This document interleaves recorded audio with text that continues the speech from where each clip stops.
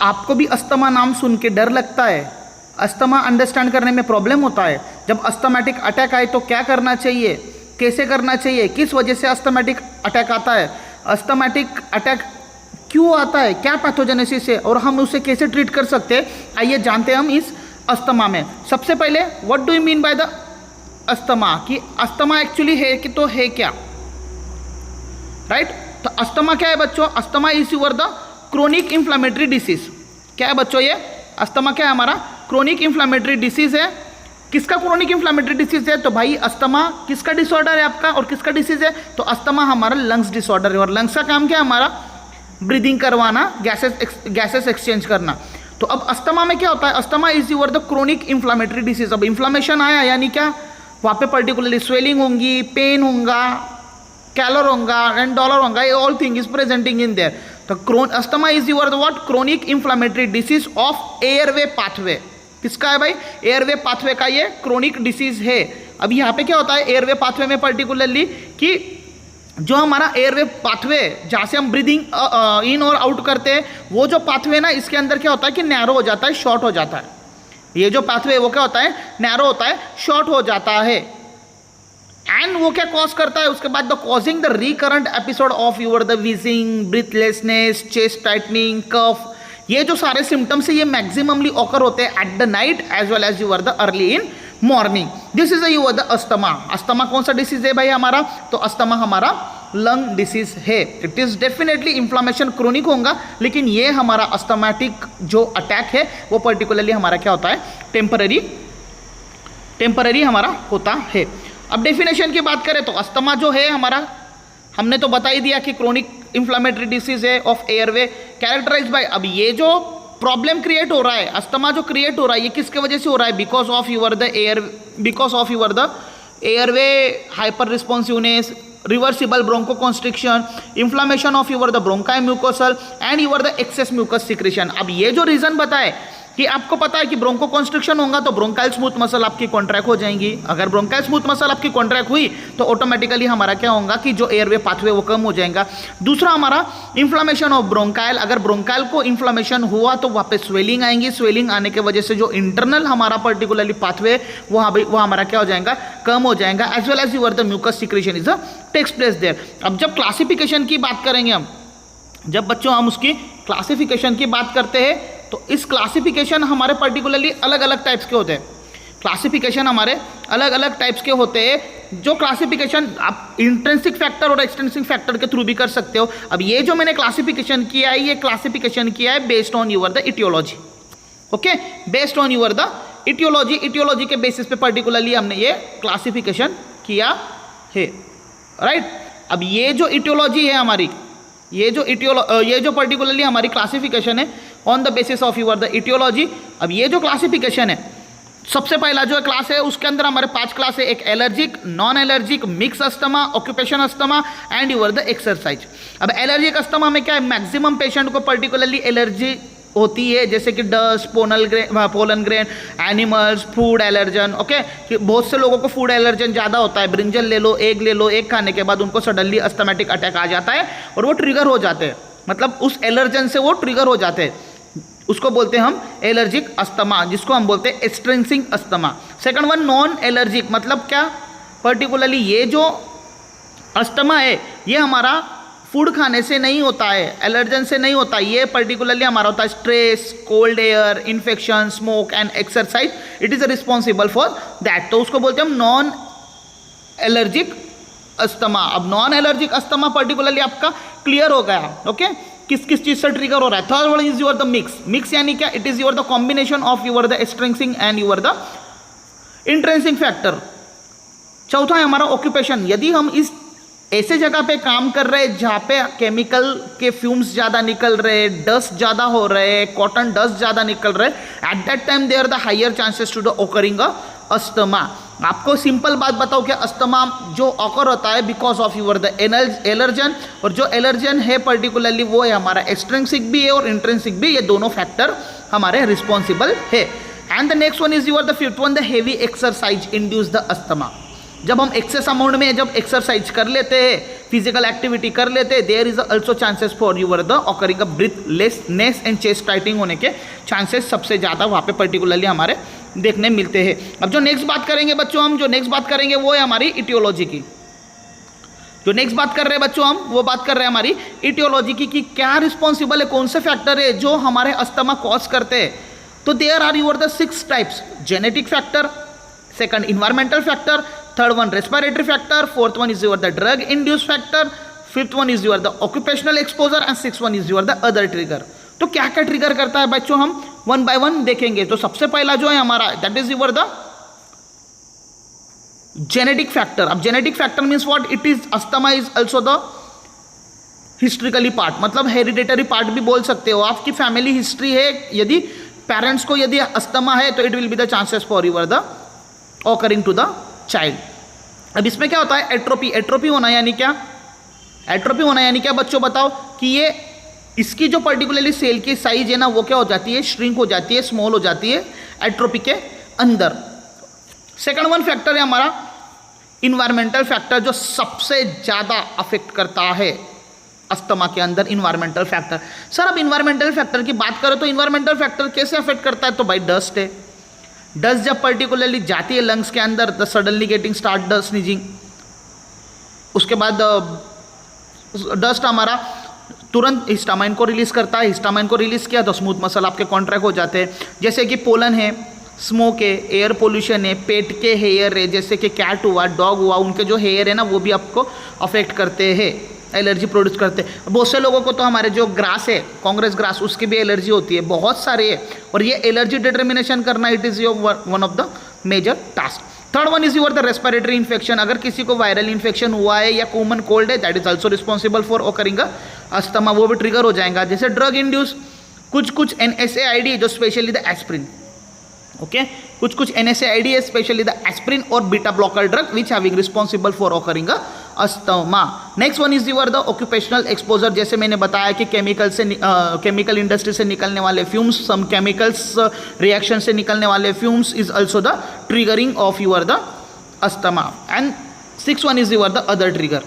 Six one is your the other trigger, जैसे कि weather, हमारा कोल्ड वेदर हो, it is also chances. Emotional हो, it is also chances. Stress में हो, टेंशन में हो, कहीं पे डेथ हुई है, हेवी एक्सरसाइज किया है, ओके, और स्ट्रॉन्ग ऑर्डर आ रहा है, ब्रीथ स्ट्रॉन्ग ऑर्डर, जैसे अमोनिया आप देखेंगे ना तो you suddenly get the triggered. Ammonia अगर आप ब्रीथ करोगे ना तो भी दिक्कत आने लग जाएंगी। It is your the particularly what, etiology of asthma, okay. There are your the 6 etiology. अब जो नेक्स्ट है भाई, अब जो नेक्स्ट है, अब तो हमने देख लिया, ये तो हमने पर्टिकुलरली देख लिया कि इस वजह से हमारा क्या हो रहा है कि अस्थमा कॉज हो रहा है। एलर्जन देख लिया हमने, फिर पोलन ग्रेन हो, डस्ट हो, मीस्ट हो, स्मोक हो, एयर पोल्यूशन हो, पेट के हेयर हो, वायरल इन्फेक्शन हो, या फिर ड्रग रिलेटेड कोई हो, एस्प्रिन हो, केमिकल इंडस्ट्री के केमिकल रिएक्शन हो, केमिकल फ्यूम्स हो, ये सारे क्या है, इटियोलॉजी है, सारे क्या है, इटियोलॉजी। अब मेन जो पार्ट है, अब मेन जो पार्ट है इसके अंदर का, this is your the pathogenesis. क्या है बच्चों, पैथोजेनेसिस कि किस तरह से, what do you mean by the pathogenesis. जब एलर्जन आपके बॉडी में गया और जब तक वो अस्थमा प्रोड्यूस नहीं करता है, उसके बीच में क्या रिएक्शन होती है, that is called as your the pathogenesis. अब इसमें क्या होता है बच्चों, पैथोजेनेसिस के अंदर सिंपली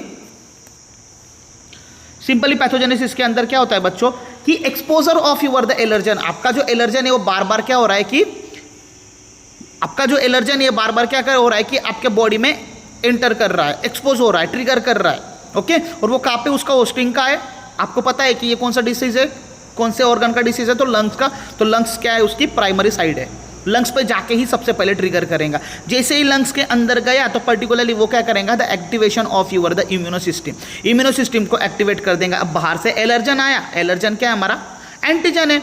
एंटीजन जैसे ही हमारे रेस्पिरेटरी ट्रैक में आता है तो बॉडी क्या करती है, उसके अगेंस्ट इम्यून सिस्टम खड़ी करती है। इम्यून सिस्टम खड़ी करना यानी क्या, पर्टिकुलरली एंटीबॉडीज फॉर्मेशन करना स्टार्ट करती है। तो जैसे ही एलर्जन अंदर आया तो हमारे IgE एंटीबॉडीज एक्टिवेट हो जाते हैं मास्ट सेल के थ्रू। मास्ट सेल के थ्रू IgE एंटीबॉडीज हमारे एक्टिवेट हो जाते हैं। जैसे ही मास्ट सेल हमें पता है कि मास्ट सेल क्या क्या रिलीज करता है। मास्ट सेल हमारा एसिटिलकोलिन रिलीज करता है, सीरोटोनिन रिलीज करता है, हिस्टामाइन को भी रिलीज करने का काम हमारा, वैसो एक्टिव अमाइन जितने भी है वो सारे मास्ट सेल से रिलीज होते हैं, फिर हिस्टामाइन हो, एसिटिलकोलिन हो या सीरोटोनिन हो, राइट। अब वो क्या करेगा, मास्ट सेल क्या करेगा, इन्फ्लामेटरी मेडिएटर को रिलीज करेगा।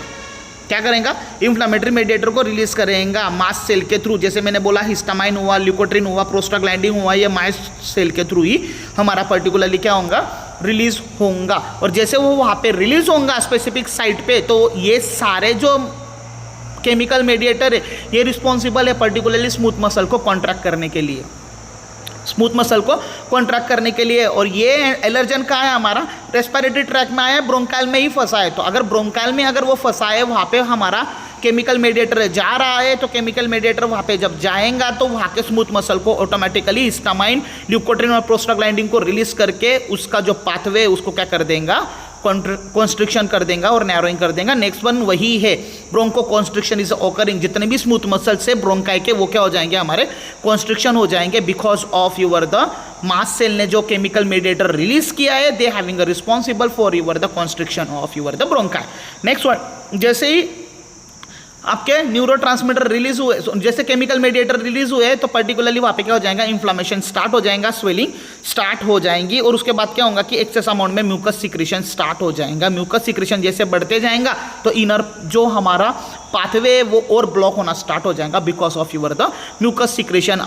और इसी वजह से पर्टिकुलरली क्या होता है कि एयरवे ऑब्स्ट्रक्शन प्रोड्यूस होता है। देखो कितने वे से, एक तो इन्फ्लामेशन प्रोड्यूस हो गई, स्वेलिंग प्रोड्यूस हो गई, उसके वजह से हमारा क्या हो गया कि ब्रोंको कॉन्स्ट्रिक्शन होगा, एयरवे पाथवे और नैरो हो गया।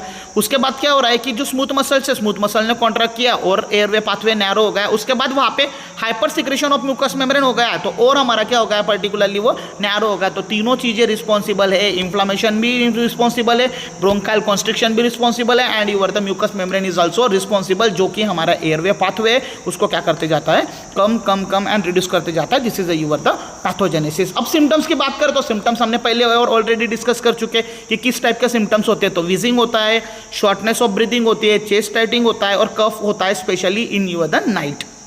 Okay, at the night particularly cough excess amount में होता है। और सीवियर सिम्टम्स जो साइनोसिस हो जाता है, ब्लड प्रॉपरली नहीं पहुंच पाता है, difficulty to the speak, rapidly breathing, okay, use to the accessory muscles and your the fatigue, this is your the common symptoms is occurring. Now the how to diagnosis, now how to diagnosis the asthma, कि asthma को हम diagnose करें तो कैसे करें बच्चों।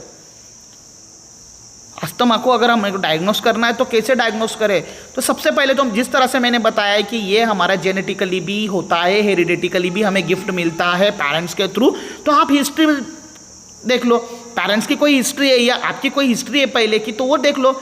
Allergic history है, trigger exposure है, फैमिली हिस्ट्री है, तो पहले आप हिस्ट्री चेक करो तो इजीली डायग्नोस कर लोगे। सेकंड वन, फिजिकल एग्जामिनेशन, जैसे कि वूजिंग हो रहा है, ओके, और वूजिंग यानी क्या, कफिंग हो रहा है पर्टिकुलरली, और वो लॉन्ग टाइम तक है, और एक्सपायरेशन में अगर प्रॉब्लम हो रहा है तो इट्स ऑल्सो द रिस्पॉन्सिबल। देखो एक बात हमेशा ध्यान रखना, अस्थमा में इंस्पायरेशन में दिक्कत नहीं आता है, अस्थमा में इंस्पायरेशन में दिक्कत नहीं आता है, स्पेशली दिक्कत आता है एक्सपायरेशन में, स्पेशली दिक्कत आता है एक्सपायरेशन में। तो आप फिजिकल एग्जामिनेशन कर लो, कफ का एग्जामिनेट कर लो। अगर आप स्पुटम लोगे, नॉट अ कफ, स्पुटम बोलना है उसे, जब आप स्पुटम एग्जामाइन करोगे under the microscope, you can easily identify कि वो अस्थमेटिक एलर्जन के थ्रू हुआ है या नहीं हुआ है, इट्स यूर द। और उसमें भी क्या होता है, जब अस्थमा होता है ना तो प्रोलॉन्ग एक्सपायरेशन में प्रॉब्लम क्रिएट होता है। नेक्स्ट वन, अगर लंग रिलेटेड प्रॉब्लम है तो भाई एक काम करो ना, पल्मोनरी फंक्शन टेस्ट कर लो, सबसे अच्छा है तो स्पायरोमेट्री यूज़ करो, राइट। स्पायरोमेट्री आपने यूज़ ही किया होगा प्रैक्टिकल में, HAP के, स्पायरोमेट्री यूज़ कर लो। और peak of your the expiratory flow, देखो यहाँ पे भी कौन सा पीक लिया है, एक्सपायरेटरी फ्लो। इंस्पायरेशन में कोई भी दिक्कत नहीं आती है क्योंकि बाहर से प्रेशर अंदर के साइड क्रिएट होता है, लेकिन जब एक्सपायरेशन करना है तो इनसाइड के प्रेशर के थ्रू ही हमें बाहर फेंकना पड़ता है, that's why getting your the difficulty in your the breathing. तो पल्मोनरी फंक्शन टेस्ट में आप ये दो फंक्शन टेस्ट कर लो, स्पायरोमेट्री कर लो या peak of your the expiratory flow rate, ये दोनों चीज़ आप कर सकते हो।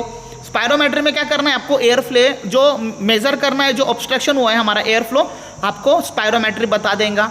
दूसरा पीक ऑफ एक्सपायरेशन फ्लो, जो एक्सपायरेशन हो रहा है उस कितने अमाउंट में कितने कॉन्सेंट्रेशन में हो रहा है वो भी आपको मेजर करके बता देगा। Next one is your the fourth, it is your the allergy testing, specially ये सीरम IgE जो एंटीबॉडीज है उसके थ्रू, और ये पर्टिकुलरली डिटरमाइन होता है skin prick test is also responsible for that you are the allergy test. Fifth one is your the chest x-ray. Chest x-ray किया जाता है to exclude the other disease. अगर हमने बताया ना कि अदर डिसीज हुआ है, जैसे वायरल इन्फेक्शन हुआ है लंग में, it is also the responsible for your the triggering the asthma, इसलिए चेस्ट एक्सरे किया जाता है। And next one is your the blood testing. Okay, blood testing, blood के अंदर आपको क्या मिलने वाला है, स्पेशली कौन से एंटीबॉडीज ज़्यादा रिलीज होते हैं इसके साथ, IgE, तो IgE आपको मिल जाएगा और एसिनोफिल आपका पर्टिकुलरली वहाँ पे एक्सेस अमाउंट में आपको मिलना स्टार्ट हो जाएगा इन दैट द ब्लड। अब ये तो डायग्नोसिस की बात हो गई बच्चों, अब डायग्नोसिस तो हो गया, अब ट्रीटमेंट हमें करना है। क्या करना है हमें? ट्रीटमेंट हमें करना है। अब जब हम ट्रीटमेंट करेंगे बच्चों, तो ट्रीटमेंट हमारी दो टाइप्स की होती है, एक होती है हमारी कौन सी, फार्माकोलॉजिकल, और एक होती है हमारी नॉन फार्माकोलॉजिकल, राइट। एक होती है हमारी फार्माकोलॉजिकल और एक होती है हमारी नॉन फार्माकोलॉजिकल। अब हमें क्या करना है, नॉन फार्माकोलॉजिकल में जितने भी हमारे ट्रिगर फैक्टर है, डस्ट, स्मोक, पोलन, पेट हेयर, उसको अवॉइड करना है। लाइफस्टाइल मॉडिफिकेशन करना है भाई, रेगुलर एक्सरसाइज करो लेकिन हेवी एक्सरसाइज नहीं करना है, वेट मैनेजमेंट करो, हेल्दी डाइट टेक करो। Next one is your the breathing the excessive. Okay, अगर ब्रीदिंग एक्सेसिव करना है, the best thing is your the go for your the yoga. Deep breathing करना है तो भाई योगा करो, that is your the easily clarify. Patient education, अभी ये हर जगह होना चाहिए, पेशेंट को पर्टिकुलरली एजुकेटेड होना चाहिए about that disease. The proper inhaler technique we have to use, okay, not inhaler मतलब पंप नहीं, इनहेलेशंस, इंस्पायरेशन और एक्सपायरेशन की बात हो रही है, right. Vaccination is also including in their, influenza के वैक्सीन, ऐसे पेशेंट को हर साल में एक बार तो भी इन्फ्लुएंजा का वैक्सीन लेना चाहिए, 5 साल में एक बार तो भी वैक्सीन लेना चाहिए इन्फ्लुएंजा का। निमोनियल वैक्सीन, ये दोनों वैक्सीन रिस्पॉन्सिबल है आपके अस्थमा के लिए। स्मोकिंग सेसेशन, भाई अवॉइड करना है स्मोक के वजह से दिक्कत हो रही है तो you can avoid the particularly all thing, this is your the particularly part of your the non pharmacological. अब फार्माकोलॉजिकल ट्रीटमेंट की बात करें तो सबसे इंपॉर्टेंट एरिया है ये, सबसे इंपॉर्टेंट एरिया है हमारा। ओके, हम क्या करेंगे कि सबसे पहले क्या लेंगे, हम ब्रोंकोडाइलेटर लेंगे। क्या लेंगे सबसे पहले, हम फार्माकोलॉजिकल ट्रीटमेंट में लेंगे ब्रोंकोडाइलेटर। अब हमारा ब्रोंको कॉन्स्ट्रिक्शन हुआ है ना, तो हमें क्या करना है कि ब्रोंकाल को डायलेट करना है। उसमें स्पेशली क्या करेंगे, हम बीटा-2 एगोनिस्ट का यूज़ करेंगे, और वो भी शॉर्ट एक्टिंग, मतलब तुरंत इफेक्ट दे और तुरंत निकल जाए, जैसे कि साल्बुटामॉल और टर्ब्यूटालिन का सबका सबसे ज़्यादा यूज़ होता है as a bronchodilator. Next one is your the long acting beta two blocker. Okay, उसको थेरेपी मेंटेन करने के लिए पर्टिकुलरली यूज़ होता है, जैसे कि हमारा salmeterol and your the formoterol is responsible. Next one है हमारा कॉर्टिकोस्टेरॉइड। कॉर्टिकोस्टेरॉइड कब यूज़ करते हैं, अब हमको पता है कि अस्थमा क्यों हो रहा है, 3 चीज़ों की वजह से हो रहा है। एक तो ब्रोंकाल कॉन्स्ट्रिक्शन हो जा रहा है, एक तो वहाँ पे इन्फ्लामेशन हो जा रही है, इन्फ्लामेशन यानी क्या स्वेलिंग हो जा रही है, और third one is your the mucus secretion. Specially तो 2 ही है, एक तो ब्रोंकाल स्मूथ मसल कॉन्ट्रैक्ट हो रहा है और दूसरा इन्फ्लामेशन हो रही है, और उस स्वेलिंग की वजह से पर्टिकुलरली क्या हो रहा है हमारा कि वो प्रॉब्लम क्रिएट हो रहा है। अब कॉर्टिकोस्टेरॉइड ले लो, कॉर्टिकोस्टेरॉइड क्या करेगा, इन्फ्लामेशन को रिड्यूस कर देगा। जैसे कि सबसे best example is your the budesonide, सबसे ज़्यादा यूज़ होने वाला ड्रग है बुडेसोनाइड्स। ओके, बेक्लोमिथासोन, ये दोनों दे दो, पर्टिकुलरली हमारा क्या हो जाएगा कि कॉर्टिकोस्टेरॉइड मतलब जो इन्फ्लामेशन प्रोड्यूस हुई है, ना इन्फ्लामेशन प्रोड्यूस होंगी, ना ही मास्ट सेल हमारा केमिकल मेडिएटर रिलीज करेगा, और ऑटोमेटिकली हमारा अस्थमा का जो नैरोइंग हुआ है वो भी हमारा क्या हो जाएगा, वाइडर हो जाएगा। ओरल IV स्टेरॉइड लगा दो, प्रिडनिसोलोन और हाइड्रोकोर्टिसोन, ये पर्टिकुलरली रिस्पॉन्सिबल है। उसके बाद क्या करो, ल्यूकोट्रिन मॉडिफाइड। ल्यूकोट्रिन क्या है हमारा, ल्यूकोट्रिन मास्ट सेल से रिलीज होने वाला केमिकल मेडिएटर है, जिसकी वजह से हमें प्रॉब्लम हो रहा था। तो आप क्या करो, वो क्या कर रहा था, जितने भी हमारे मास्ट सेल से रिलीज हुए सब्सटेंसेस है वो क्या कर रहे थे, इन्फ्लामेशन बढ़ा रहे थे भाई। क्या कर रहे थे, इन्फ्लामेशन बढ़ा रहे थे, तो इन्फ्लामेशन ऑटोमेटिकली कम हो जाएगा अगर हमने ल्यूकोट्रिन को मॉडिफाइड कर दिया तो। जैसे कि एग्जाम्पल मोन्टेलुकास्ट सबसे ज़्यादा यूज़ होने वाला ड्रग है, जो नाइट में लिया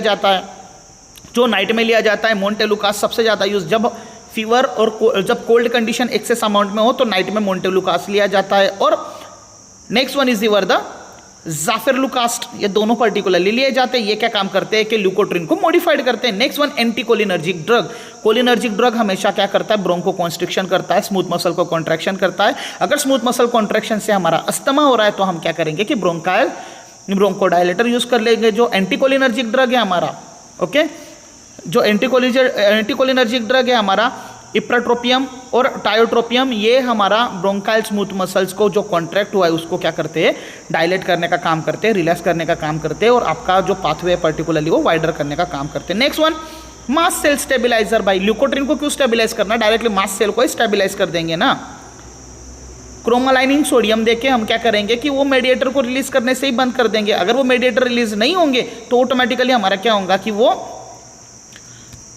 इन्फ्लामेशन प्रोड्यूस नहीं होंगी और हमारा नैरोइंग भी नहीं होगा। And next one is your the biological therapy.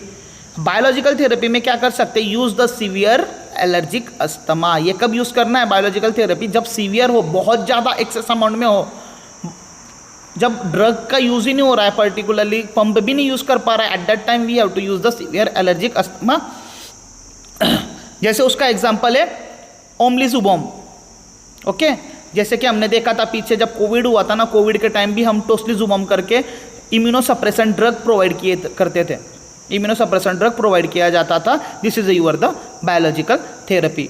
अब this is your the asthma. अब अस्थमा में मैनेजमेंट में क्या एक्यूट सिवेरिटी हो सकती है कि भाई उनको क्या करना है कि ऑक्सीजन थेरेपी सप्लाई करनी है, नेबुलाइजर प्रोवाइड करना है साल्बुटामोल का, या फिर आईवी कॉर्टिकोस्टेरॉइड दे दो जिसकी वजह से इन्फ्लामेशन कम हो जाए, या फिर आईवी मैग्नीशियम सल्फेट दे दो। मैग्नीशियम सल्फेट क्या करेगा, स्वेलिंग को कम कर देगा। अगर स्वेलिंग कम हुई तो ऑटोमेटिकली एयरवे पाथवे हमारा कम हो जाएगा। उसके बाद क्या है, मैकेनिकल वेंटिलेशन इज रिक्वायर्ड। क्यों, क्योंकि लंग्स का पार्ट है भाई, ब्रीदिंग हमारी अप डाउन हो रही है, ब्रीदिंग सेसेशन हो रही है, ऑक्सीजन कैरिंग कैपेसिटी कम हो रही है, CO2 बाहर नहीं निकल पा रहा है, इसलिए द वाइटल कैरेक्टर जितने भी वो उसको मैनेज करना जरूरी है। Next one is your the complication. तो कॉम्प्लिकेशन किस में आएगा, स्टेटस अस्थमैटिकस में आएगा, फिर रेस्पिरेटरी फेल्योर होने के चांसेस है, निमोनिया होने के चांसेस है, एंड यूर द निमोथोरैक्स होने के चांसेस है। जब थ्रोम्बोज हो जाएगा निमोनिया के अंदर is getting the problem. Conclusion क्या निकलता है कि asthma is your the chronic inflammatory airway disease causing the reversible. क्या मेंशन किया है, रिवर्सिबल। मैंने पहले ही बताया कि अस्थमा ये क्या है, हमारा टेम्पररी अटैकिंग होता है, ओके। आप अगर मेडिकेशन लो तो आपका क्लियर हो जाएगा, ये लॉन्ग लाइफ तक चलने वाला ड्रग डिसीज नहीं है, टेम्पररी ऑकर होता है। And early diagnosis, avoidance of your the trigger जितने भी है उसको अवॉइड करो, जितने भी एलर्जन है उसको अवॉइड करो, एंड प्रॉपर इनहेल प्रॉपर करो एयर, राइट। तो ये हमारा पर्टिकुलरली अस्थमा। अब बच्चों एक बात बताना मुझे, मैं पूछूंगा आपको कि अस्थमा जब होता है, ओके, अस्थमा ये हमारा कम्युनिकेबल डिसीज़ है या नॉन कम्युनिकेबल डिसीज़ है, अस्थमा ये हमारा कम्युनिकेबल डिसीज़ है या नॉन कम्युनिकेबल डिसीज़ है, ये मुझे कमेंट सेक्शन में बताना है, ओके। और बच्चों ये आपको अच्छा लगा होगा तो सभी के साथ शेयर करो, चैनल को लाइक करो, सब्सक्राइब करो, एंड जितना ज़्यादा हो सके शेयर करो। Thank you.